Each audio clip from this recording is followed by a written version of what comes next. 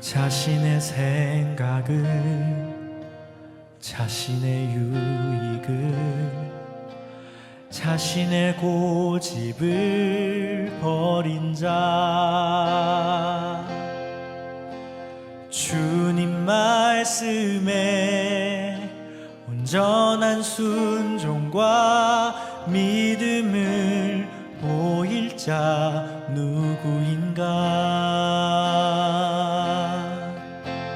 주님의 뜻 따라, 주님의 일 따라, 주님 기뻐하는 그 뜻 따라, 자기 부인하고 십자가 지고 주님만을 따를 자 누구인가? 주님의 성령 부어주소서. 굳은 마음 제하시고 이 땅을 향한 주의 애끄는 마음 부으사 무너진 교회 회복시키고 주 오실 길 예비하는 하나님의 사람, 그 마음 가진 자, 주님의 마음에 합한 자로 주님의 성령 부어주소서. 굳은 마음 제하시고 이 땅을 향한 주의 애끄는 마음 부으사 무너진 교회 회복시키고 주 오실 길 예비하는 하나님의 사람, 그 마음 가진 자, 하나님의 사람, 그 마음 가진 자, 주님의 마음에 합한 자로 세워주소서.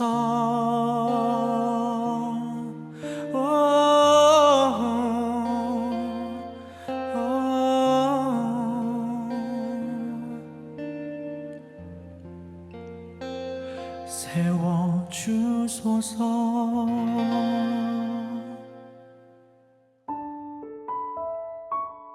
주님의 목적.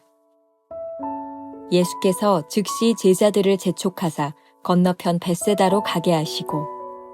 마가복음 6장 45절.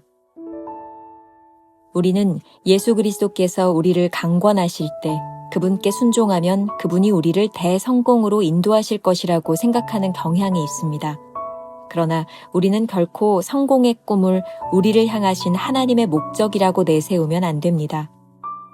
주님의 목적은 오히려 반대일 수 있습니다. 우리는 하나님께서 우리가 원하는 어떤 특별한 목적을 향해 우리를 인도하고 계신다고 생각합니다. 그러나 그렇지 않습니다. 특별한 목적을 이루게 되는 것은 어쩌다가 그렇게 된 것입니다. 우리가 과정이라고 부르는 것을 하나님께서는 목적이라고 부르십니다. 무엇이 하나님의 목적에 대한 나의 꿈입니까? 그분의 목적은 지금 내가 주님과 주의 능력을 의지하는 것입니다. 만일 요동 속에서 평안하고 당황하지 않을 수 있다면 그것이 하나님의 목적의 성취입니다. 하나님은 어떤 특별한 마무리를 향해 역사하지 않으십니다. 그분의 목적은 그 과정입니다. 해변도 보이지 않고 성공도 목적지도 없는 가운데서 파도 위를 걷고 계시는 주님을 보는 것입니다. 바다 위를 걸으시는 주님을 보기 때문에 완전한 확신 가운데 머무는 것입니다. 하나님을 영화롭게 하는 것은 과정이지 목적이 아닙니다. 하나님의 훈련은 지금 받아야 하는 것이지 나중에 받으려고 하면 안 됩니다. 그분의 목적은 이 순간을 위한 것이지 먼 미래를 위한 것이 아닙니다. 우리는 순종한 이후의 일들에 관해서는 상관할 필요가 없습니다. 우리가 순종한 이후의 일들이 어떻게 될까를 생각하면 그릇되게 됩니다. 사람들이 훈련 또는 준비라고 말하는 것을 하나님께서는 목적이라고 부르십니다. 하나님의 목적은 주께서 지금 내 삶의 혼돈 위에서 걸으실 수 있음을 내가 볼 수 있게 하는 것입니다. 만일 우리가 이것 외에 더 이상의 목적을 보려고 한다면 우리는 당면한 현재에 충분한 주의를 기울이는 것이 아닙니다. 우리가 순종이 목적이라는 사실을 깨달을 때 다가오는 각 순간들마다 귀하게 여기게 되는 것입니다.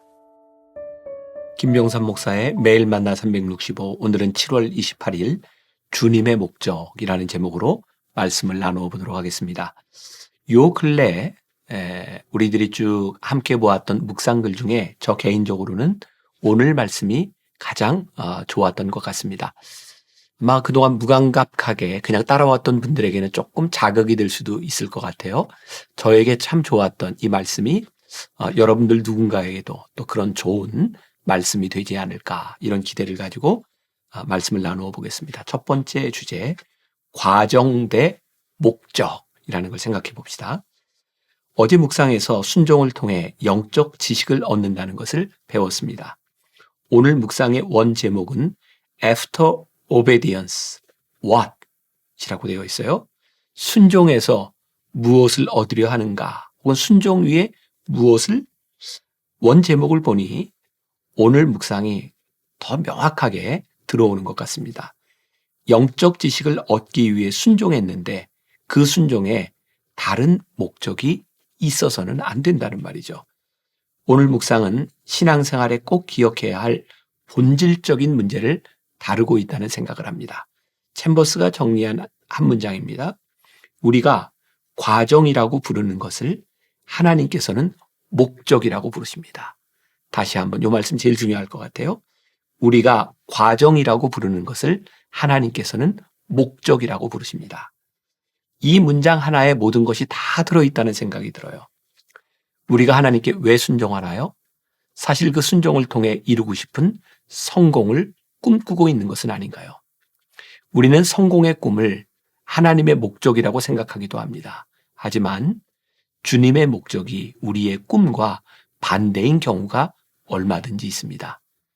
우리는 순종의 과정을 통해 특별한 목적에 다다를 것이라고 생각하는데 하나님께서는 지금의 순종을 목적이라고 부르십니다. 우리가 순종이라는 목적에 다다르면 그 순종을 통해 어떤 일을 이룰지에 대해서는 자유하게 됩니다.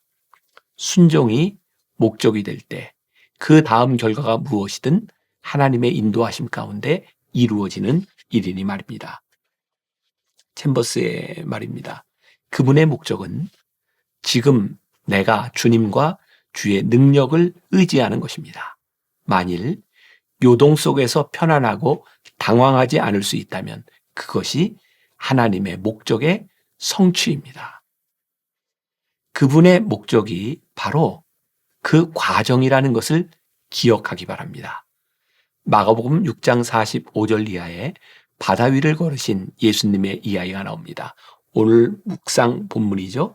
예수께서 즉시 제자들을 재촉하사 건너편 벳세다로 가게 하시고, 한밤중에 제자들이 풍랑이는 바다 위를 지나가고 있었습니다.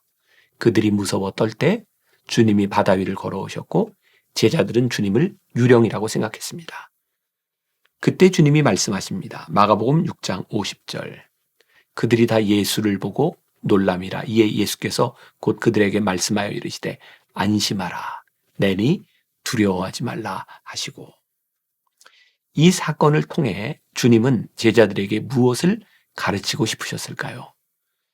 풍랑이는 바다 위에서는 해변이 보이지 않습니다. 이 순간 제자들은 무엇이 성공인지 생각할 겨를도 없고 이 배가 어디로 가는지도 알지 못합니다. 이 순간에는 주님을 바라보는 것만 필요합니다. 바다 위를 걸어오시는 주님을 바라보면서 확신 가운데 머무는 것입니다. 주님을 인정하는 것은 어떤 거대한 목적을 바라는 것이 아니라 지금 이 순간 주님을 바라보며 순종하는 것입니다. 바로 이 순종의 순간과 과정이 하나님을 영화롭게 합니다. 우리가 기억해야 될 한 줄 노트. 우리는 원대한 목적을 바라는 게 아니라 지금 주님만 바라보는 신앙의 여정을 걸어가야 합니다. 두 번째, 지금 이 순간. 오늘 우리는 또 하나의 중요한 신앙적 관점을 배웁니다. 종종 우리는 하나님께 훈련받아야 하는 시간들을 지나갑니다. 그럴 때면 이 훈련의 시간을 지난 뒤 미래를 기대합니다. 하지만 우리가 기억해야 할 것이 있습니다. 챔버스가 말합니다. 그분의 목적은 이 순간을 위한 것이지 먼 미래를 위한 것이 아닙니다.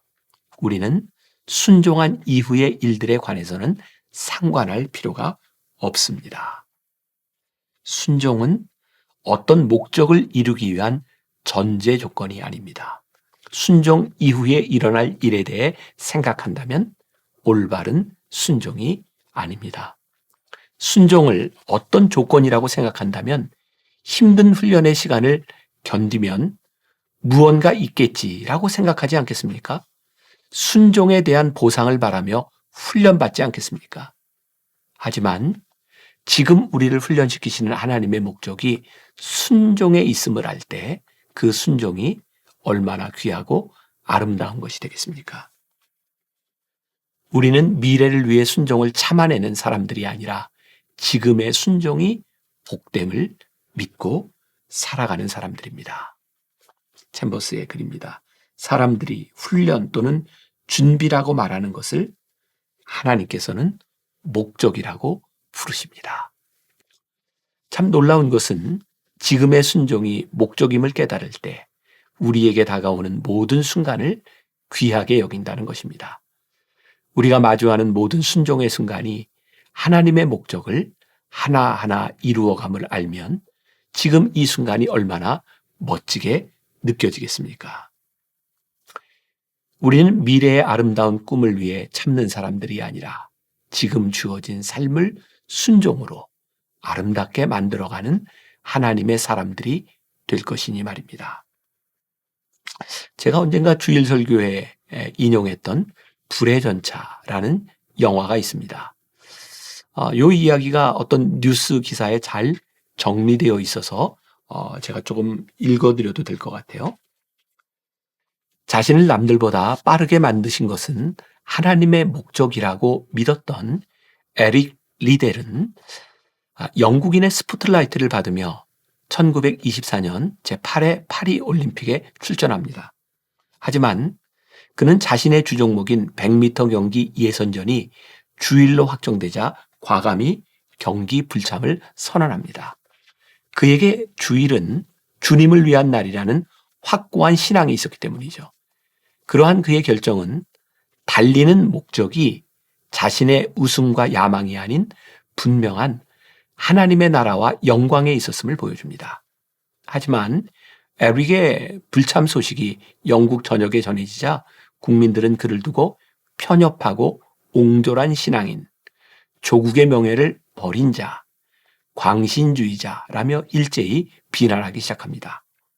심지어 스코틀랜드의 왕세자까지 나서서 리델을 설득하려고 했지만 그는 주님의 법 안에서 주일은 하나님의 것입니다 라고 말하며 자신의 신념을 지켰습니다. 갖은 비난 속에서도 하나님의 뜻에 순종한 리델은 기적적으로 400m 경기에 참가할 기회를 얻게 되었고 세계 신기록을 세우며 금메달을 목에 걸게 됩니다. 에릭 리델은 금메달을 목적으로 달려온 사람이 아니었습니다. 지금의 순종을 목적으로 살아간 사람입니다. 물론 그는 주 종목이 아닌 400m 경기에서 세계 신기록을 세우고 일약 국민적 영웅이 됩니다. 그런데 인생의 황금기에 그는 하나님께 순종하며 중국 선교사로 떠납니다. 그의 목적은 우승이 아니라 지금 주어진 삶에 대한 순종이었기 때문입니다.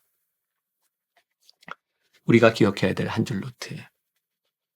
그리스도인에게 가장 중요한 인생의 목적은 지금 순종하는 삶을 사는 것입니다. 오늘 하루 이런 질문을 가지고 살아봅시다. 삶의 최종 목적이 무엇입니까? 그 목적이 지금 순종하는 삶과 일치합니까? 기도하겠습니다. 우리의 삶을 가만히 살펴보면 우리에게는 늘 목적이 있었던 것 같습니다. 이렇게 하면, 이렇게 순종하면, 이것을 하면 우리들이 이것을 이룰 수 있겠노라고 생각했던 적이 참 많습니다. 근데 오늘 묵상을 통해 우리들에게 깨닫게 하시는 중요한 진리가 있습니다. 내가 지금 순종하는 그것이 하나님의 목적이란다. 오늘 이 시간 우리들이 순종하는 것이 목적이 된다면 순종 이후에 어떤 일이 일어나든 우리는 흔들리지 않을 것을 믿습니다.